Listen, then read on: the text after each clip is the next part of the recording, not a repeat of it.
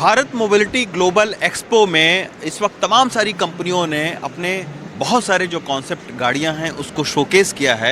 मैं इस वक्त मारुति के पवेलियन में हूं। आप देख सकते हैं कि मारुति जो है वो भारत में, जो कि दुनिया का तीसरा सबसे बड़ा ऑटोमोबाइल बाज़ार है, उसमें भारत की सबसे बड़ी कंपनी है और इनके तमाम सारी जो गाड़ियां हैं वो उनकी डिमांड बहुत ज़्यादा रहती है। ये पहली बार इसको जो है एसयूवी को लॉन्च किया है मारुति ने, लेकिन इलेक्ट्रिक गाड़ियों में अभी तक इसको भी लॉन्च नहीं किया है। ये कॉन्सेप्ट कार है। कब लॉन्च करेंगे इलेक्ट्रिक व्हीकल में और मारुति की क्या क्या फ्यूचर प्लानिंग है, इस बारे में बातचीत करने के लिए शशांक श्रीवास्तव सर हमारे साथ में, सीनियर एग्जीक्यूटिव डायरेक्टर मारुति के। सर, इलेक्ट्रिक गाड़ियों में सर कैसे आप लोग अभी तक पीछे रह गए, जबकि आपकी गाड़ियों की डिमांड बहुत ज़्यादा भारतीय बाज़ारों में रहती है? देखिए, ये सवाल कई बार मेरे से पूछा गया है और मैं उसका जवाब आपको तफसील से दे देता हूँ।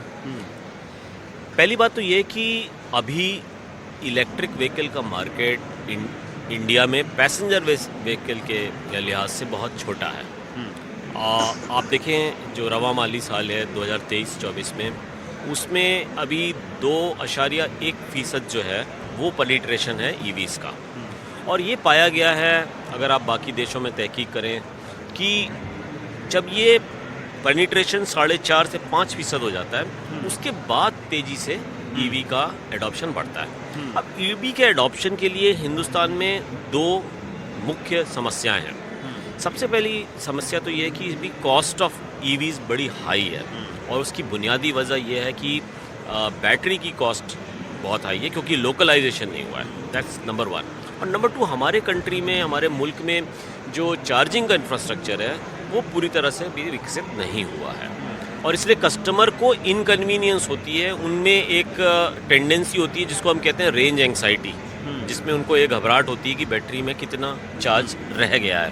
और यही वजह है कि हम ये इंश्योर करना चाहते हैं कि हम ईवीज़ जब लॉन्च करें, जब कस्टमर के लिए कोई इनकन्वीनियंस ना हो चार्जिंग इंफ्रास्ट्रक्चर को लेके। और यही वजह है कि ये दोनों वजह, एक तो पेनिट्रेशन थोड़ा जब ज़्यादा हो जाता है, फास्टर अडॉप्शन, तो हमारे हिसाब से ये 2025 के आसपास ये आंकड़ा जो है 4.5-5% का होगा और ये एक एप्रोप्रिएट टाइम है। और हम चाहते हैं कि कस्टमर कन्वीनियंस जो है वो हम इंश्योर कर सकें। मैं आपको एक और चीज़ बताऊंगा जो आपके नाजरीन को भी पसंद आएगी, कि लोग कई बार हमसे पूछते हैं, साहब ऑप्टिक्स बड़े ख़राब हैं, कि भाई ठीक है वॉल्यूम अभी नहीं है, लेकिन मारुति सुजुकी अभी आया नहीं है ईवी में, तो ऑप्टिक्स ख़राब है। और मैं मानता हूँ ऑप्टिक्स ये ख़राब हैं इस मामले में, लेकिन अगर मारुति सुजुकी का चॉइस है ऑप्टिक्स और कस्टमर कन्वीनियंस के बीच में, तो हम हमेशा कस्टमर कन्वीनियंस को तरजीह देते हैं। We give importance to customer convenience rather than the optics for the company. अब आप देखिए, कई मैन्युफैक्चरर्स हैं जो कि ये तो लॉन्च कर देते हैं ईवी, लेकिन फिर कस्टमर कन्वीनियंस का ख्याल रखना भी ज़रूरी होता है।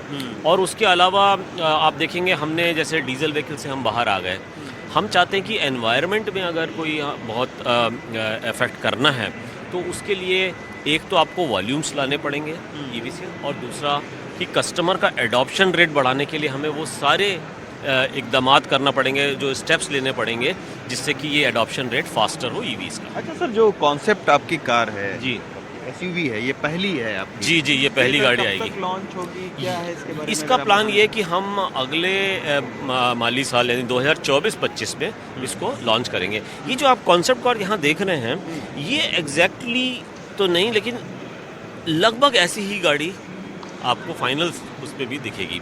जनरली क्या होता है, कॉन्सेप्ट कार और जो एक्चुअल कार होती है उसमें काफ़ी फ़र्क होता है। इस केस में उतना फ़र्क आपको नहीं देखने को मिलेगा।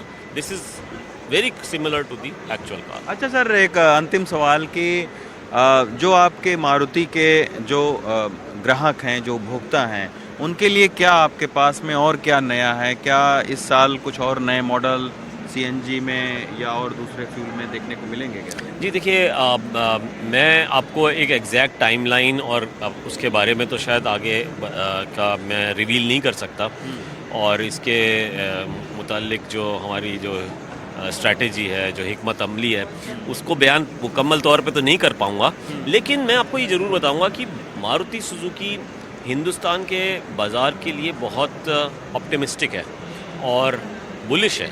और हमारा ये अंदाज़ा है कि आज का जो मार्केट है 4 मिलियन का मार्केट है सालाना, इस साल 4 मिलियन क्रॉस करेंगे, और करीब 2030 के आसपास ये 6 मिलियन का मार्केट हो जाएगा।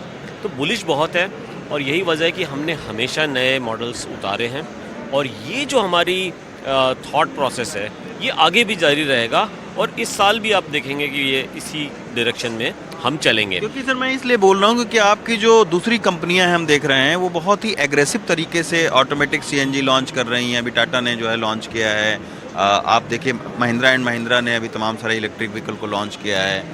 आपका तो स्टेक काफ़ी बड़ा है मार्केट में। जी देखिए, बिल्कुल सही बात कह रहे हैं और यही वजह है कि हमारा जो पोर्टफोलियो है सबसे ज़्यादा तवील है और big portfolio we have 17 models, basic models. उसके अलावा सीएनजी की पावर ट्रेन है। सीएनजी में आपने जिक्र किया कि कई लोगों ने लॉन्च किया है, बहुत अच्छी बात है क्योंकि सीएनजी एक बहुत अच्छा फ्यूल है, फ्यूल एफिशिएंट वो है। हमारी 14 गाड़ियों में सीएनजी आती है और यही वजह है कि हमारा जो बाज़ार की हिस्सेदारी है सीएनजी के मार्केट में वो करीब 76% है। तो ये हमारे लिए तो बहुत अहम पावर ट्रेन है सीएनजी की और हम इस पे आगे भी फोकस करेंगे। हमने हाइब्रिड की गाड़ी भी उतारी है, आपको जान के खुशी होगी कि हमने हाइब्रिड इन्विक्टो और ग्रैंड विटारा में उतारी है। ग्रैंड विटारा भी यहाँ पे आपको खड़ी दिख रही है। हाइब्रिड की गाड़ियाँ आज की डेट में इलेक्ट्रिक गाड़ियों के बराबर गाड़ियाँ बिकती हैं, जबकि उसकी जीएसटी जो है 43% है, इलेक्ट्रिक व्हीकल की तो 5% है, लेकिन फिर भी अच्छा एक्सेप्टेंस है। तो सारी पावर ट्रेन्स में हम फोकस कर रहे हैं। जैसे आपको हमने बताया, हम फ्लेक्स फ्यूल के लिए भी तैयार हैं, हम बायोगैस का भी सोच रहे हैं और हाइब्रिड और ईवीज तो हैं ही हमारी। शुक्रिया सर हमसे बात करने के लिए। तो खुद प्रधानमंत्री मोदी बोल चुके हैं कि पहले ई व्हीकल जो है वो तकरीबन हर साल में 1.5 से 2 लाख बिकती थी, लेकिन अब जो है वो 12 लाख से ज़्यादा बिकती है। तो निश्चित तौर पर इसका बाज़ार बढ़ रहा है। जेवियर के साथ रवीश रंजन शुक्ला, एनडीटीवी इंडिया।